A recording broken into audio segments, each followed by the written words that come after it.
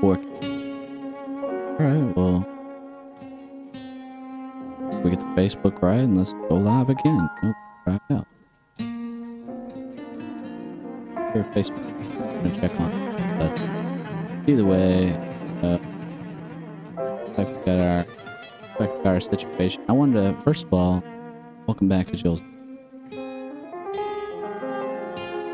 Of all, been a long time.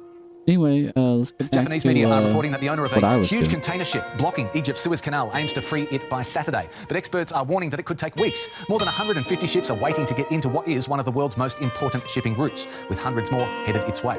A prolonged suspension of traffic in the Suez will almost certainly impact global trade, which has already been hit hard by the pandemic.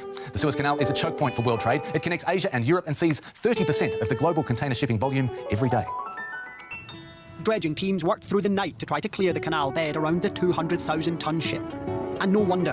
The stranded Ever Given is holding up around $10 billion in trade every day it is stuck. Diggers, tugboats, dredgers, and a crack team of Dutchmen known as the Special Forces of Salvage Operations have been drafted into help. It's thought containers may have to be offloaded to lighten the vessel, though one mistake could spell disaster. The bow is basically in Asia, the stern's in Africa, and the middle is in the middle of the canal. And what you can't That's do tough, is take a lot of weight off the end. That's not an easy situation. I hope they're able to figure that out soon. Problem. Boat stuck. The abandoned. The 1986 Space Shuttle Challenger disaster, which took the lives of 7 astronauts, changed NASA's culture and risk out. By the time the 1980s came, NASA was considering launching 2 space shuttle missions per month. But a model. Boring. Finally, it was agreed that a Class 1 shuttle-derived vehicle was the most viable option. It was estimated that it would deliver its payload to orbit at the cost of $4,400 per kilo. Alright, what else we got? Yeah, I want to learn more about the moon. For the first time in history, a space mission has touched down on the far side of the moon.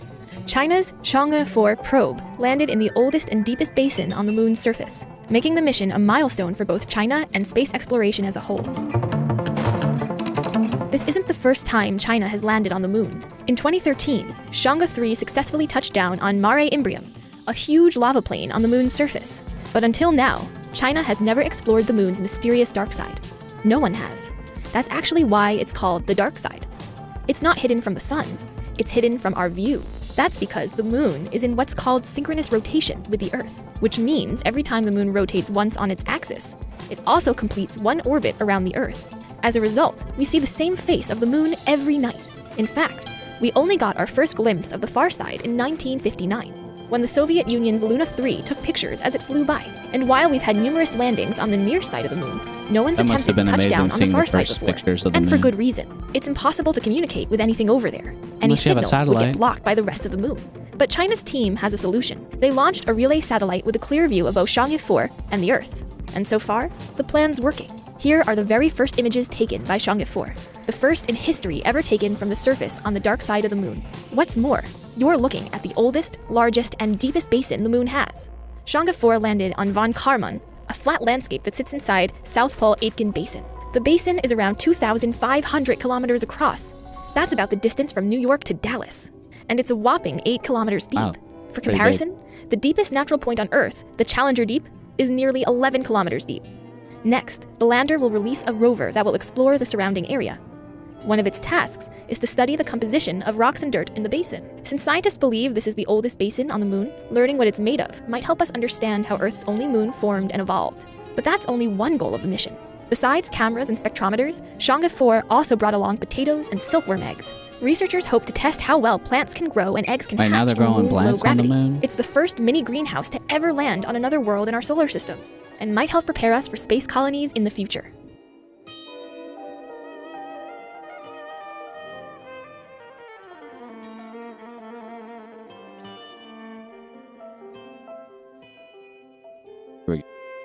Alright, what else new?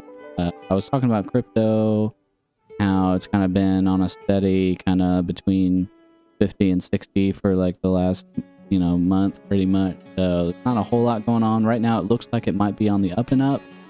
If I were like a day trader, I might think about investing crypto today and then pulling out maybe Tuesday or Wednesday, but there's really, really just don't know.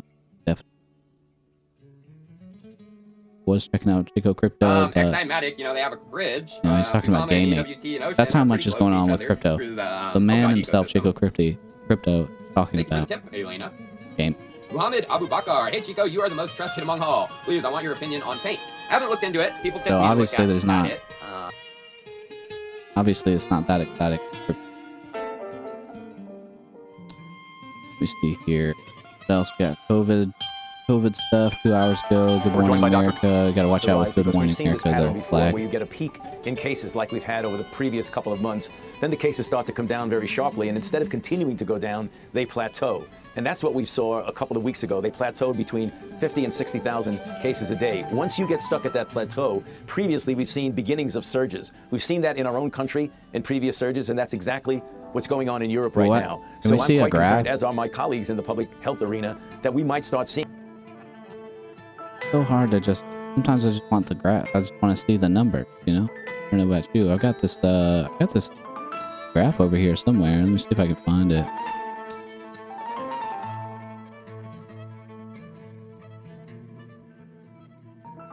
I went through and saved a bunch. Not this one. One of the. Oregon.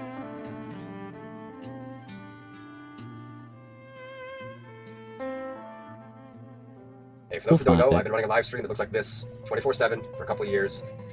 Long story short, trouble with YouTube, termination of account, blah, blah, blah. So I'm being safer on this account. This account will be just for videos when I have the wherewithal to make them.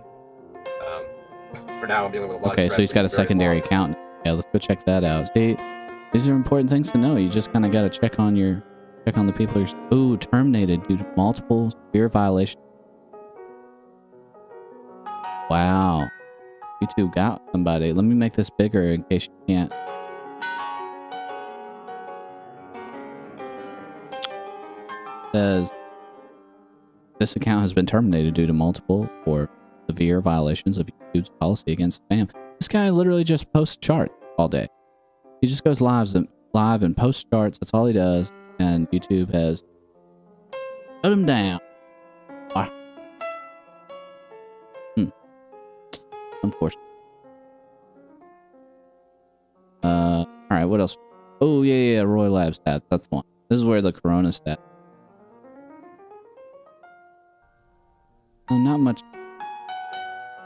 It might not mean much to most people, but if you really just want the chart, and here, let me take myself out here first, just so you can see what kind of information. See, they're just posting charts. Are they going to take this one down too?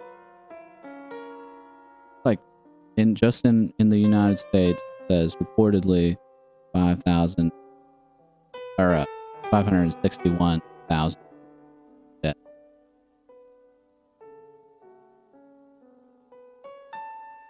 People, their loved ones, family, 560,000 people. I don't personally know anyone. Life.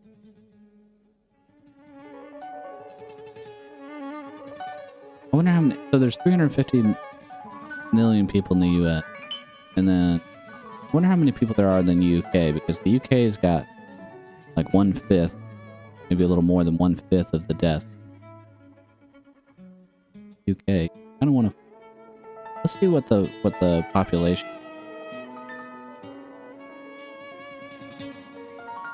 They have 1/5 of the deaths, and so they got 60 million compared to our 350 million people. There.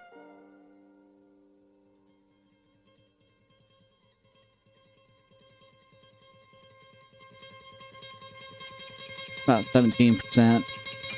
So it's 17% of the population, but 20% of the deaths. That averages out. That make those numbers. I like being strict. First 5, but which numbers you put out or which you don't. Oh, Elon Musk got a new robot arm.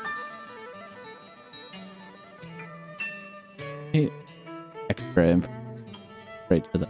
Deeper within it, record the resulting changes in the magnetic field. A neural network is used to analyze the signals for 124 meters and at the bottom of the Mariana Trench at a depth of 10,900 meters. Although in the latter case, we can see that the robot actuators worked with a smaller amplitude, the device is still retained by its operability in extreme conditions. Insects know how to navigate in a world with dynamic obstacles, wind gusts, and general uncertainty. MIT research team Kevin Yufeng Chen decided to endow flying robots with such qualities and developed a new generation of tiny and agile drones that like look, act, and maneuver like real insects. The 0.6 gram device can maintain balance with an external action, perform somersaults, and other complex maneuvers. That's freaky.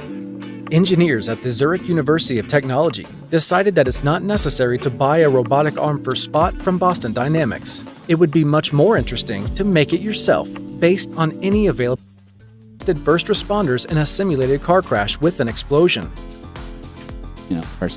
At last week.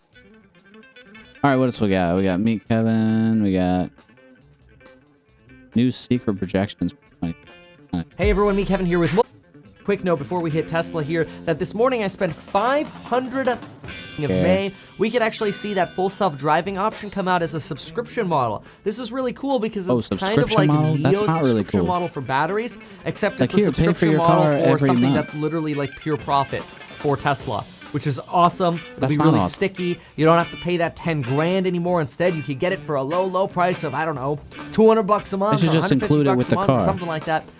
Really exciting. The subscription model. So, folks, 3 years. That is way earlier than expected. Don't always see eye to eye with everyone, you know? It's okay.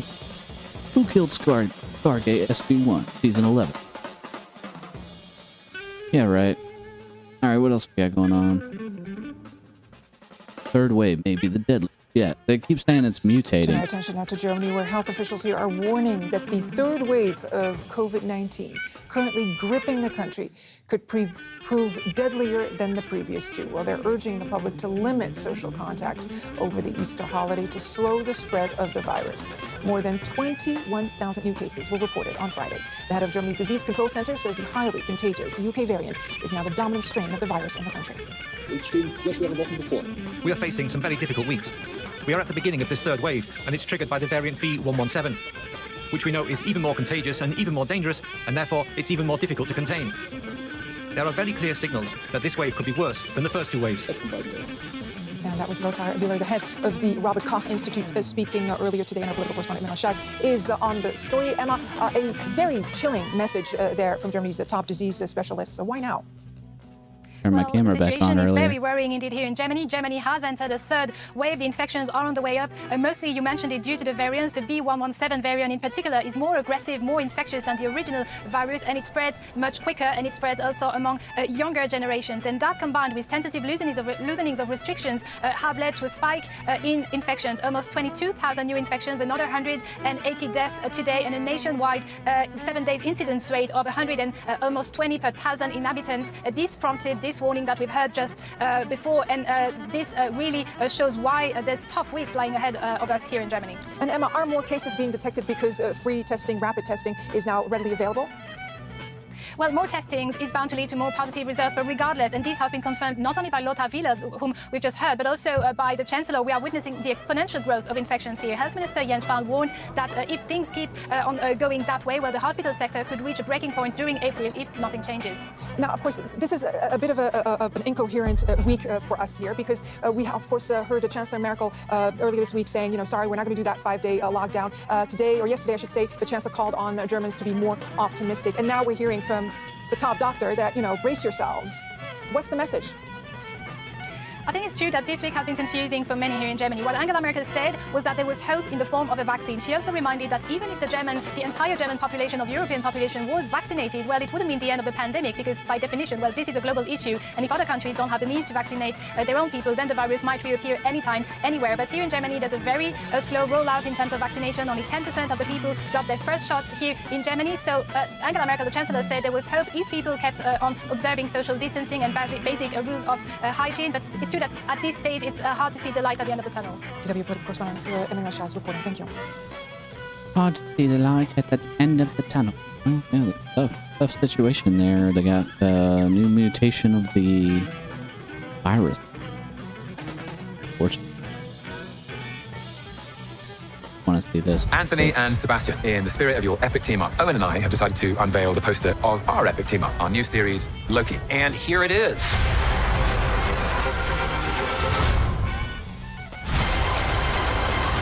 That's right. We are a powerful duo from the MCU, Marvel Cinematic Universe. Just like you guys, equally matched characters in every way. ABC is gonna, or Disney's gonna stop my stream if I keep broadcasting.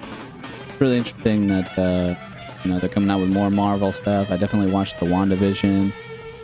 I watched the Winter Soldier and the Falcon, and it was good. I enjoyed it. Can't lie, you know.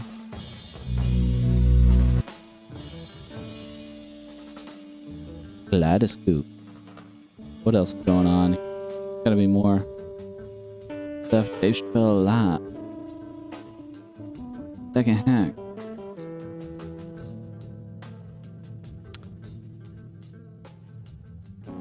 Oh wow, they got the entire Elder Scrolls Online cinematic movie in 8K.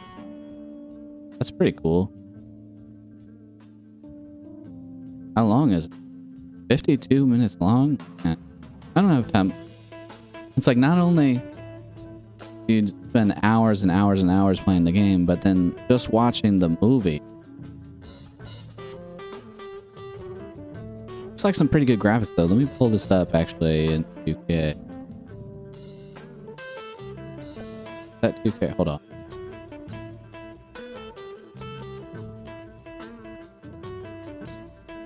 There we go. Yeah. Let's take a look at this. Stuff off. Just want to see the graphics on it. You know, like, that is some really good looking CGI. Especially for here. Don't want to spoil the ending for anyone, but I mean, who cares?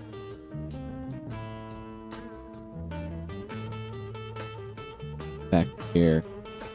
Just all totally CGI movie is kind of cool. Oh, that looks pretty good. YouTube's definitely always got this weird way of pixelating. Don't. But YouTube's kind of going the hardest right now. You can watch like if you have an 8K TV, you can watch 8K content on YouTube. But that's super. I'm like super tempted to order one from Best Buy today. Could go to Best Buy, get an 8K TV. Yeah, I feel like there's some other things I should probably buy first before I do that. I'll probably wait, but I am super excited about it. But thought it. Did y'all ever watch Farscape? It's one of my favorite shows growing up. I feel like it's weird. That's not a problem. We do have a problem. Your crewmates are behaving very oddly. Oh, that's par for the course around here, Grasshopper. Don't worry about it. Naranti does not think so. Well, Naranti imagines things. We're fine. You are not fine, John. Nor is Gianna, Aaron, Rigel, Dargo. Your behavior has changed since that girl came on. That guy not super creepy looking? You think Talika Like, think about doing a Traltix? A mind frill? Right. Mind for oh yeah, they'd say Frel Come on. instead of fuck. She's in Gianna's quarters. No, she That was isn't. pretty cool. She's disappeared, and we cannot find her. Just a true theatrical experience from Farscape that I Ooh, what's this? Some athletes just want the endorsement deal. Some do it for the fame / poontang. The smartest shit ones get into business. But no one has ever done what I've just fucking done.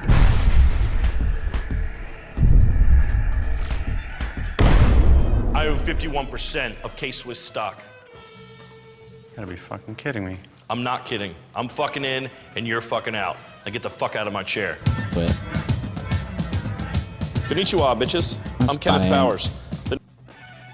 It just takes over a shoe company. I forgot K-Swiss even existed. Did K-Swiss exist? Like, can we look? What is going? Swiss engineered shoe. Okay, I like Swiss engineered things. Can't lie. Take a closer look here. I want to see some different shoe models. Oh, so okay, so it's pretty much like Adidas with like 2 extra stripes. Is that what I'm gathering here?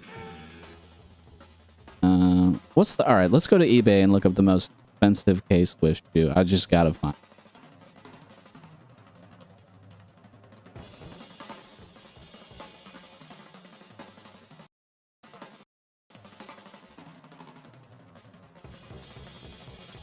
Then I'm just gonna go price high to low. Let me get you the proper.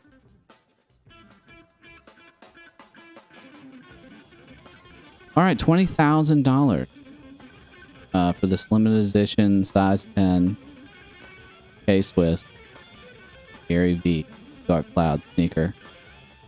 Gary V, isn't that he's the dude, yeah, that guy. You've all seen him on Facebook. Yeah. The trend that needs to go away is a human trend. Social media exposes us. Apparently it doesn't he's a change Jets us. fan. The trend that I wish would go away is people deploying judgment and deploying hate because they feel bad inside themselves and they execute that on social. And so just a lot of negativity, which I have empathy for because I'm sad because I know it comes from. If you take time to leave a negative comment or be mean to somebody on social media, it means you're in a very bad What's your place 2019 yourself, resolution? so I'm not Was angry. this back in 2019? Yeah, I don't know. Either way, $20,000 for the Gary V Dark Clouds size 10 limited edition K-Swiss. The next one's 5,300 here. And it looks like you get extras with that too, so that's pretty nice. You get 4 extra. That's a pretty nice shoe. Don't know if I'd pay $6,000 for it. They are signed. Who are they signed by? Where's that description? First ever pair. Who are they signed by? Okay, another. Anyway, I'm over that rabbit trail. So on the next one. Go to Explore, I guess. They used to have Trending, now they have Explore. Oh yeah, the Suicide Squad movie. I can't play trailers on here because I'll get flagged. But I'm definitely always looking forward to new superhero movies and or anti-superheroes. I really liked the first Suicide Squad, even though it probably got poor reviews and everything. I still enjoy watching it. They put a lot of time and effort into the entire DC universe, the entire universe. So of course I'm always going to enjoy those things. Moneybag Yo and Future are for the next. One day ago, the new video. Like they flash a Jeep around in some water and good job. If I was like super famous rapper, I'd try to go into space and shoot a music video out there, like actually go into space. That would be way cooler than anything else that I've seen in a while. But there have been, there's really good. Me and my buddies, we like to sit around and just watch music videos. I wish I could do that on the channel, but you just can't. Against the rules, you know what I mean? Anyway, what else we got? A whole lot of nothing. DJ here, like some video. Oh no! That's an artist. I've never heard of Carol G, but she looks pretty cool. Driving a Hummer, which isn't that cool. Hummers are not cool. That cool. Let me see what else we got going on. First solo press conference, we knew about that. Really weird. For a president, he doesn't talk much, right? But whatever. You got your political opinions. I have mine. don't really like sharing them as much anymore. Okay, what's this about? I'm Hey interested everybody, in this. it's me, Jarvis. Or is it? No, it's me. But how would you know? So today I want to talk about something that has been gracing my nightmares, which is this deep fake of Tom Cruise that went viral on TikTok recently. I'm gonna show you some magic. It's the real thing. I mean, it's all the real thing. If you have already seen this, my apologies for subjecting you to it again. And if you haven't, yes you have, I just played it. Before we deep on these fake dives, first I figure I should probably explain what a deepfake is. I could probably look this up, but I have a computer science degree. I could casually explain this. Deepfakes are a synthetic media in which a person in an existing image or video is replaced with someone else's likeness. See, right off the top of my head. The way that deepfakes work is that they use artificial intelligence and a ton of like photographs and references of the person that's being deepfaked. So like, for example, Tom Cruise, you need a lot of images of Tom Cruise at various angles and vantage points. But lucky for us, Tom Cruise is a movie star. So there's tons of photos of him, and movies are actually a bunch of photos stuck together. So there's lots of famous people are easier to Wait a deepfakes minute. with, is what I'm trying Just to say. saying that Deepfakes was have that been in the movie news was in the fake? past for being used for. Hey Saying everybody, this- it's me, Jarvis.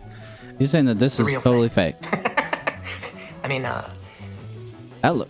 Hold on. it's Let's make. all the real. That looks pretty good for being fake.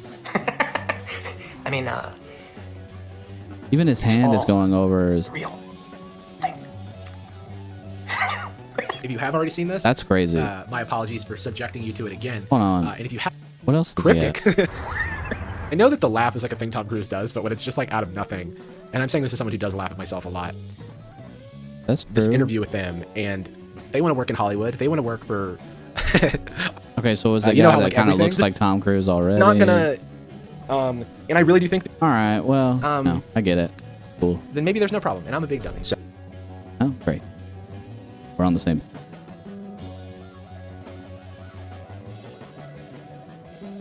Design is an attitude. My odd. What else we got going on? 21 times. Always. He was pretty funny. Yeah, let's check out this drones. I gotta pull out. I'm getting sick. Whoa! All right, friends, welcome to Flight Test. We got a really fun challenge today. It's gonna be fun. Yeah, we got our Piranha. It's a 120-mile-an-hour airplane, but we're also gonna be bringing back our FPV chair. You guys remember in the past, we made an FPV chair out of an orange crate, and we flew the Stratosurfer, we flew the Simple Cub, but we didn't fly anything with speed. So what I Put this in I launch. just want to get straight to the footage. And there we go. quarter the sticks. There it is! Wow. Holy cow, look at that! That thing is spinning fast, man. All right, better pull out. Oh, there went There it is. a canopy. I'm gonna follow. It's the nose. I'm gonna follow your canopy. All right, so my track record is safe here. I always blow canopies and noses off. Let's see. I think was it the canopy? That was a canopy. Oh, you know what it is? It's because I have Right over here. I have the go on it. I have the weight. Dude, yeah. So yeah, there's a camera laying right there in the field. Oh, right. if only I had a way to grab it and bring it back to us. All right, I'm gonna slow this down. All right, where'd you go? Elevator it in. Look at that. Oh, nice. All right, test flight's over. This thing's fantastic. It does everything it should be doing. Our next step here is we're gonna put some HD FPV in this through the DJI system. Yeah. Then we're gonna go ahead and get my simulator chair. I got a couple tweaks. I gotta repair it a little bit. Got a little rough on it. I'm really excited to. All right. Well, You're that's definitely always coming back. We're exciting. not letting you. It's that easy. And guys, thanks for being part of Flight Test Family. We'll see you next time. Bye. All right. Well, that was cool. I always love those. We did that. A little more jammy. All right. What else we got going on here?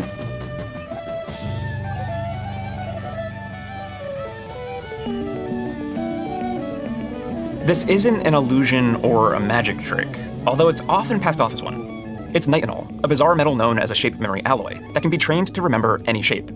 It's been slowly gaining popularity over the past few decades, but it's about to be put through one of its biggest tests yet.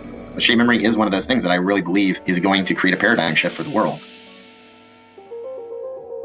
Nitinol is an alloy made of nickel and titanium, and was first discovered by Dr. William J. Bueller in 1959 as he was looking for different alloys to use in the nose cones of missiles. But he noticed that nitinol had a very peculiar response to temperature and stress. So shape memory alloys are governed by this principle of phase transformation. Othman Benifon works with shape memory alloys at NASA's Glenn Research Center. He talked us through what's going on within the metal.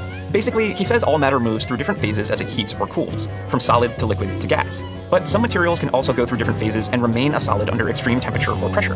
The elements are the same, but the arrangements of the atoms change. So you really don't change the matter from solid to another liquid. It's a solid to solid phase transformation. Lots of materials have this property, but in nitinol, the process can be controlled. And the key to shape memory alloys is that this phase transformation is reversible. That is the key. That is why we have that name memory. So you can heat and cool and go back and forth. There's always a path to go from one state to another. That's cool. To train the nitinol, you heat treat it at 500 degrees. Super dope. It's got 2 states of structural integrity, I guess.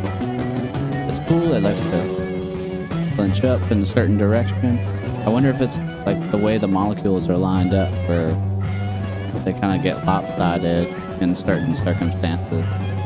And how do you train it that way? Do you just twist it into that shape when it's cool, kind of force it in there? Be interesting. Be interesting. What is this? Oh wow, he's got a huge rig going on. So like, I think Elite was like this sort of space fighter game back in the day, and I guess this might be a new version of it, but it looks like he's got his room rigged with this huge curved screen. That is super dope. I wish he was doing some battle. Let's skip ahead and see if he gets into some battles or something. Hold on. Okay, here we go.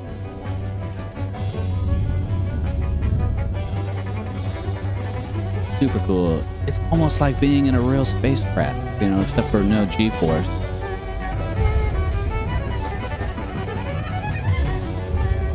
Oh, I kind of want to check this out. This makes me want to get a huge curved screen and do this. That is super dope. Way better than Flight Simulator. I thought he was gonna fight something or like get in a battle though. There's no shooting. Like, what's going on?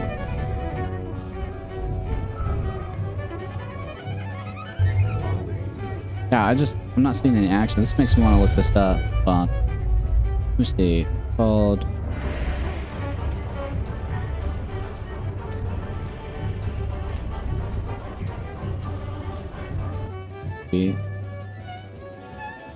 Starport Tour. I want to see.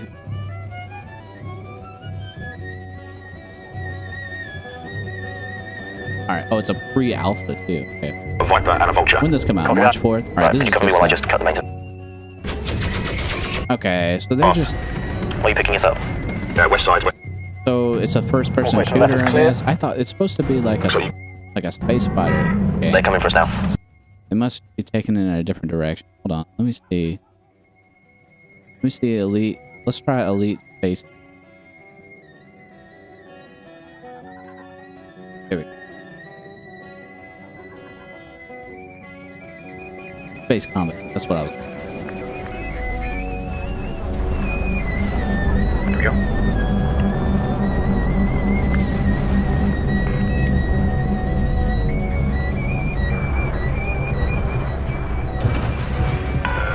Ship release. We're clear for egress.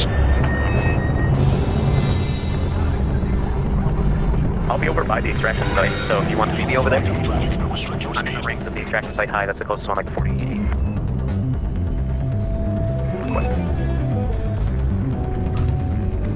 Alright, here we go. I'm gonna cut my video off again. I want to get to the fighting, you know? I got a fight down here. Yeah, I'll come to you. Here we go. Anaconda. There we go. Yeah, see the lasers, the. So many ships right here, dude. Yep. Another fight. Sims Williams. Oh, and Wing of three. Other players. That's super dope. I'm gonna start engaging. I'm gonna shoot this eagle. It's just an eagle. I can outmaneuver an eagle. This is awesome. Okay. Dude, I gotta get this game. He's crazy. Yeah. I gotta get this game. Oh, this the scout is more capable than I am. Eagle's almost dead. I'll help you on the scout. Holy cow, this is so crazy. There's so many ships here. Okay, I'm coming to help you out. Is anyone? I wonder how many people are playing. I'm hitting him. There we go. I see him.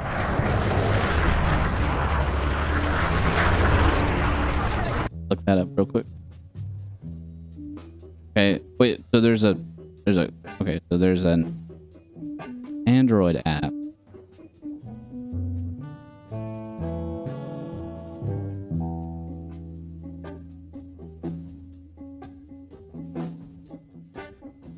Load, maybe. Where's the website? Oh, what's this? Okay, lead dangerous. All right. Take control of your own space. Okay, they have it in Steam. All right. First.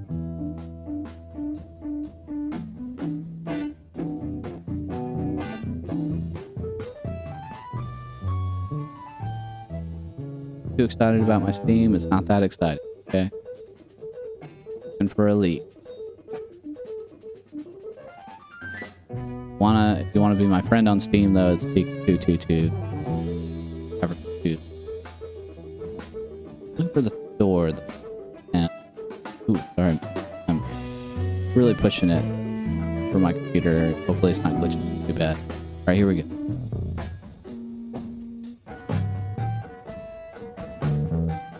Elite Dangerous, $30. Alright. Totally worth it. Yeah, I'm gonna get this game later. I'm gonna leave this up here. Get this later. I might try to find like a discount on it or something. And alright, this came out back in 2015. But I'm really down to check it out. I feel like that's gonna be a really dope game. Whatever. Played that game, maybe let me know in the comments if you haven't. Here. Alright, let's see what else. Oh yeah, have you seen this guy? So dope. Like all like the people I do. Flying around. Not bad, how are you guys? Beginners looking to get into the sport. Whoever wins this giveaway will receive their brand new. Make sure you use the right LZ and off, or they might just be interested in the sport. Maybe they're way, but they'll be on the way. You're not gonna land in the middle of 41, are they? I sure hope not. What kind of motor's on this thing? It's a two-stroke, made in Italy by a company called Viterazzi. Okay. So yeah. How long do you stay up there for? About 3 hours on a full tank. Yeah. Y'all landed there for more than 3 hours. 3 hours. Yeah. So you guys have permission to be out here on this property? I assume so. I'm from New Jersey, and I met up with this group, and they said they fly from here often, so I hope they do. Well, this is private. Yeah. Oh, really? So that's why we're here. Okay, So that makes sense. We'll just once are you able to call the other two that are in the air? I don't think so. The only thing is if they have Bluetooth on their helmet, I could call them, but I don't know if it's on or not. Yeah, I'll send them a text right now that if he'll see it. Did someone call in and Yeah, the owners of the property. Okay. We've been trying to catch you guys for a while, but every time we always miss you. Really? We're always busy and you guys are always up there for a while. Yeah. And so today we actually were out here pretty early. Can I pose? So, go for it. Yeah, I'll send them a text. How heavy is The this bad police boy? are definitely About 70 curious about pounds. what's going on. You wanna try it on? Y'all got gas, right? No. Look at It'd be awesome. Oh, it's all like carbon fiber, right? Yeah. Yeah, once you fill it up with gas, it gets heavy. Yeah. How far up can you go? I've been to 15,000 feet. 15,000? And that's like, You're jumping out of air for 14,000. yeah. Yeah, you spend too much time and you start to go hypoxic, so it's... Right, yeah. Do you need a special license or anything to go that high, or? No, you have to pay attention to the airspace, but as long as the airspace is clear, it's good. How much is the these setup? All in about 15,000 with training. So at this point, I knew obviously we weren't welcome here, but the officers were pretty cool and friendly. I wasn't too worried about the outcome, but we were, however, still waiting on the other pilots to return. For sure. They were being super cool. Man, he got lucky. It's always like, it's like a gray area, you know, with drones or with like personal aircraft. You know, it's like you don't know. You know, usually the government or the corporate way of doing things is to just blanket, make it to where you just don't do any of it. Don't do it. At everybody. That guy's still been able to fly around. Like one of my favorite YouTubers because he just flies that crazy little contraption around. Yo. Bigger than the internet. What could be bigger than the internet? Go is the world's oldest continuously played board game. It is... 17 trillion in new global market cap. So in just 4 years, the potential of this industry has nearly doubled, given the industry's deep learning is continually growing to impact. And by the way, in case you haven't seen the full AlphaGo movie yet, I've linked it below and peg using large amounts of data. So all of a sudden, you don't need programmers to do this anymore. You just feed it lots of data, and the end result is so much more powerful than deep learning. During the next decade, ARC believes the most important software will be created by deep learning. And this revolution is also pushing forward ancillary industries to enable the computational power required. This has caused an investment that to me is sort of like AI itself is like as AI the training computers costs grow start from programming $1 to themselves. $100 million per project, these specialized processors like build GPUs, TPUs, ASICs, and more will continue to scale dramatically. Self-replicating ARC estimates that data center spending on AI processors will scale more than fourfold during the next 5 years, from $5 billion a year today to $22 billion in 2025. 2020 was the breakthrough year for conversational AI. For the first time, AI systems could understand and generate language with human-like accuracy. Conversational AI requires 10 times the computing resources of computer vision and should spur large investments in the coming years. OpenAI's GPT-3 was one of the first AIs that understands language and can simplify complex English into regular conversation, along with writing emails and designing web pages. Over 2 decades, the internet added $13 trillion to equity market capitalizations globally. Deep learning has created $2 trillion. Problem. How do proteins fold up? How do proteins go from a string of amino acids to a compact shape that acts as a machine and drives life? When you find out about proteins, it is very exciting. You could think of them as little biological nanomachines. They are essentially the fundamental building blocks that power everything. Nearly every function that our body performs, contracting bones, and skin. The recipes for these proteins, which are called genes, are encoded in our DNA. An error in the genetic recipe may result in a malformed protein, which could result in disease or death for an organism. Many diseases, therefore, are fundamentally linked to proteins. But just because you know the genetic recipe for a protein doesn't mean you automatically know its shape. Proteins are comprised of chains of amino acids, but DNA only contains information about the sequence of amino acids, not how they fold into shape. The bigger the protein, the more difficult it is to model, because there are more interactions between the amino acids to take into account. But potential benefits are not restricted to health alone. Understanding protein folding will assist in protein design, which could unlock a tremendous number of benefits. For example, advances in biodegradable enzymes, which can be enabled by protein design, could help manage pollutants like plastic and oil, helping us break down waste in ways that are more friendly to the environment. In fact, researchers have already begun engineering bacteria to secrete proteins that will make waste biodegradable and easier to process. The success of AlphaFold's first foray into protein folding is very indicative of how machine learning systems can, so you don't miss this decade of life-changing opportunities. I'll see you guys. Haven't been able to scale to that complexity that we see in a robotic hand. Humans have evolved to be able to manipulate and operate our hands. So there's a huge amount of learning that's happened through evolution to get us to this point as a species. And the robot has to learn all of this from scratch. Instead of trying to write very dedicated algorithms to operate such a hand, we took a different approach where we create thousands of different simulated environments and learn to do the task in all of those, and hopefully the robotic hand will be able to do it in the real world as well, in order to eventually be robust. Like, yeah, that's definitely an approach. Like, do all of the different options, then pick the best one. Trial and error. Check out this new Japanese fighter. This seems dope. New Jet Fighter, Japanese kabuki-style drama. The real drama is unfolding in the Far East. Japan found itself in the grip of geopolitical predators, Russia and China. Due to the fact that the world is facing regional conflicts flaring up here and there, the Japan Air Defense Force, JASDF, urgently needs a modern fighter jet. Parity in the air is that we're very slow. Temperature of 1800 degrees Celsius and above. The efficiency of the unit has increased because the higher the temperature, it's not even enough to develop digital layouts. This situation is developed not only because of the slowness of the Japanese government. It is nothing more than the McDonnell Douglas F-15 Eagle of the McDonnell Douglas Corporation, which has long been bought by Boeing. I'm not seeing any new Japanese fighter. United States. I think it's Despite Japan's advancement in various technologies, engineering traditions and the creation of military equipment are a special feature. In this area, the continuity of generations of engineers 600,000 views on this YouTube video, serious concern about Japan's and they didn't actually give us any solid. It's just like a pointless video. I never saw a new Japanese fighter. I'm highly disappointed. And if I would have actually watched that entire video, I would have wasted long, at least 15 minutes. That'd be horrible. Time is the only thing that we really. I kind of want to see what he's talking about. This guy's awesome. He's got like his own shop in New York for repairing Androids and stuff, iPhones. 8 or 9 years ago, I did a blog post on my pretty smart over getting a visit from the Department of Consumer Affairs because I did not have the license number. It was either on the receipt of the business card. I believe it was the business card. I got to check. And I remember getting a fine for it that was pretty large at the time for me. And rather than say, hey, I know you probably don't know this because it's 600 pages and you're working 12 hours a day, but you gotta have your license number. So can you reprint the cards and then I'll show up here again in a month, and if they're there, then no, I gotta find them. But you know what wasn't the biggest deal.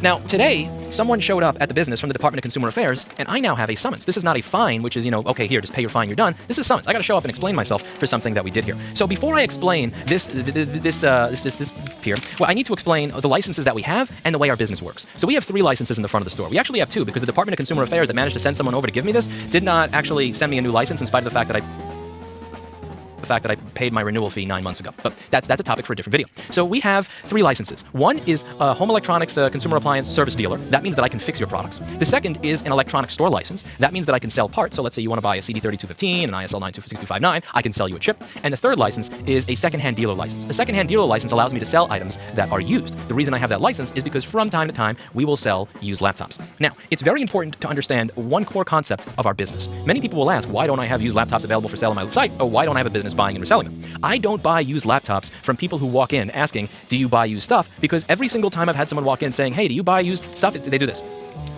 Hey, you guys work with phones? Yes. Do you guys buy phones? You guys buy phones? I don't buy things from people who walk in, because when people walk into a store in New York City and say, do you buy phones?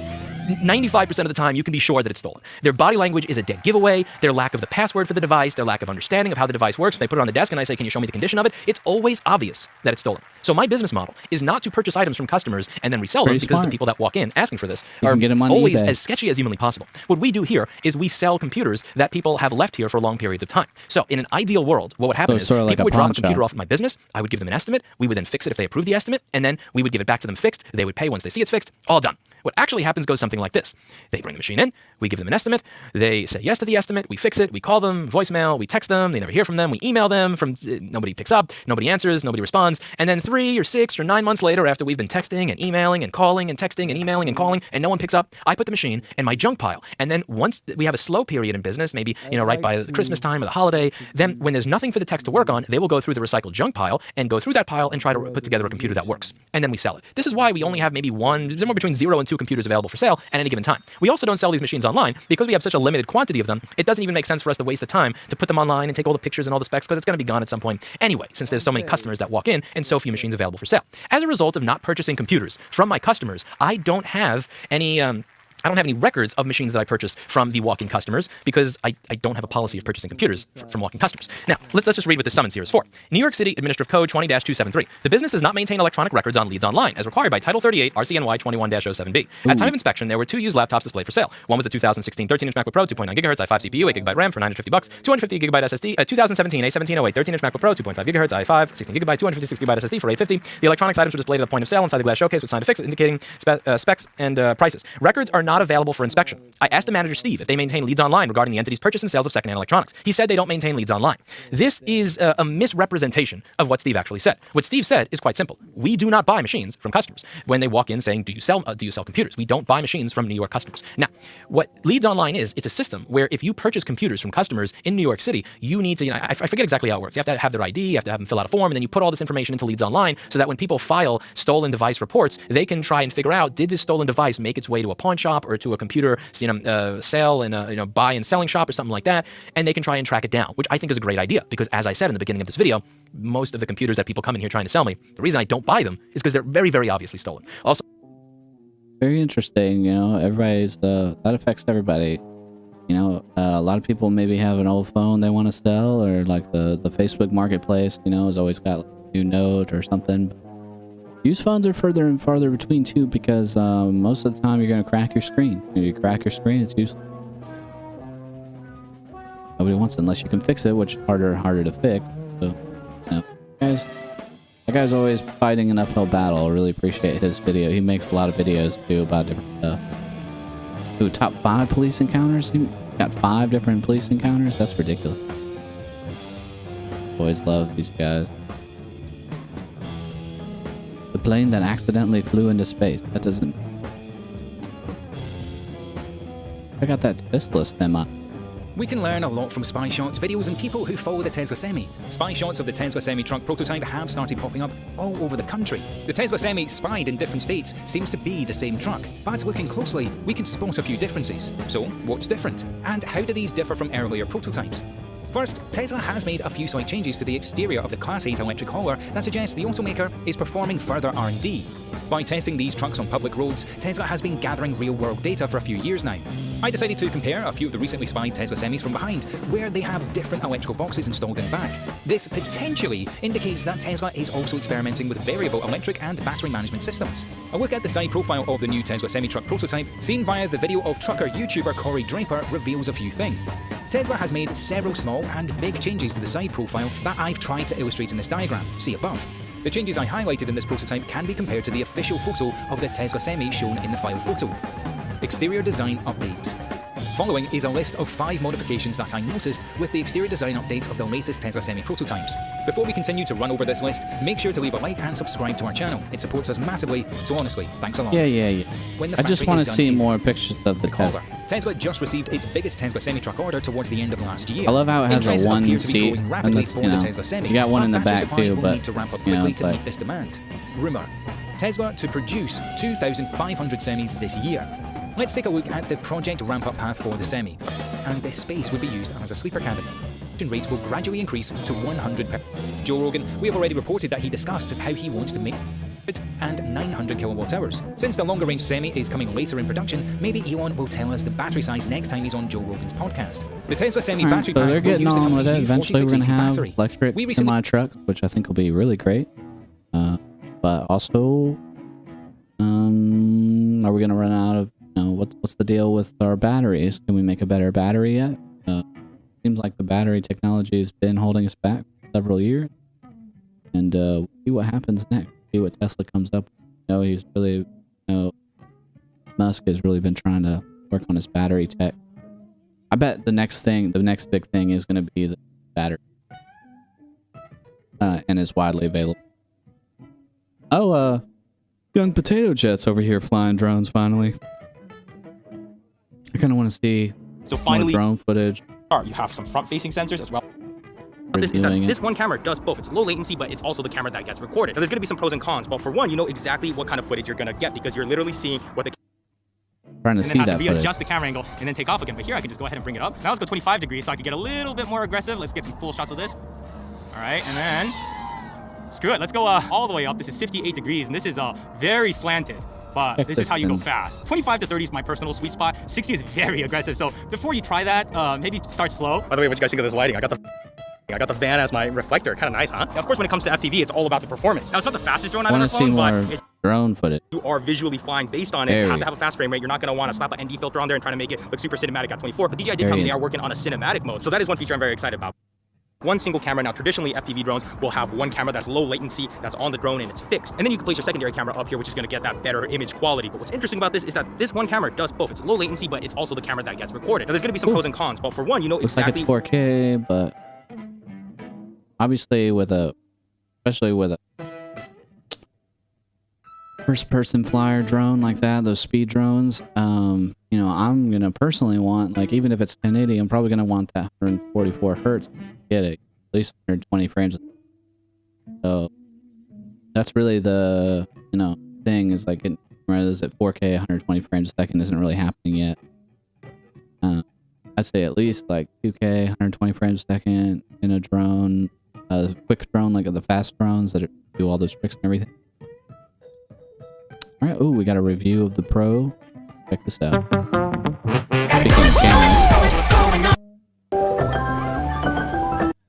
How you want the camera to display what ND you're using, the number, the stop, or the fraction. Then something that isn't new from the last 6K, but is new to me compared to my 4K, is the 6K Super 35mm sensor and the EF mount. This is another big one for me since I can now use my stable of lenses and I have the depth of field that I want without needing something like a Metabones adapter. But then something that is new to this camera from the last 6K are the NPF batteries. They're supposed to last longer, which I will say it does seem to have a better life with this camera than with the 4K, and the 6K Pro is definitely a bit more power hungry. And to help that out further, let's look at something that doesn't come with this camera, and that's this battery grip. You're gonna have to buy this one separately, but it's completely worth it. The grip doesn't connect into your camera's battery tray. So that means that you can leave your battery in the camera plus have the two loaded in the grip for a total of 3 batteries. And this is supposed to give you about 3 hours of battery life this way. And the great thing about this setup is that since you have your battery remaining in the battery tray, these other two are really just continually recharging that battery in the tray. So now you can hot swap these batteries without ever losing power to your camera. Then another amazing new thing that you will need to buy separately is the EVF. This one has the option of a viewfinder. And I'm insanely thrilled about this upgrade. Having a viewfinder for when you're shooting outside or just that form of shooting that gives you that old school additional stabilization point is really a great thing to have. It's something I have very much been missing. And I love how this mounts too. You just screw off this piece. Look at that. He's just chilling with his handheld. Not even worrying about a thing. Just getting that 6K footage.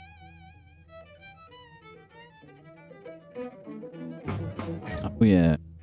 And I wonder if it gets difference with the 4K DCI between the two codecs. With RAW, you're cropping in on that 6K sensor to get the 4K, so you aren't using the entirety of the sensor, and you're losing a bit there if you want a wider frame. However, with ProRes, you are using the whole sensor, so you are getting that 4K without the 2K. You're just gonna want that B raw with everything anyway. else except for full 6K. Okay. And this is just once again, full 6K is only and up to 60 with everything else except for full 6K, which tops very out good at 50 information. a second. Everything else about the menu is pretty much the same, so we'll leave it at that. But overall, you I don't need to know anything else about it. Just best camera. You're gonna buy a dope camera. That's the one. 6K Pro, Pocket 6K Pro. And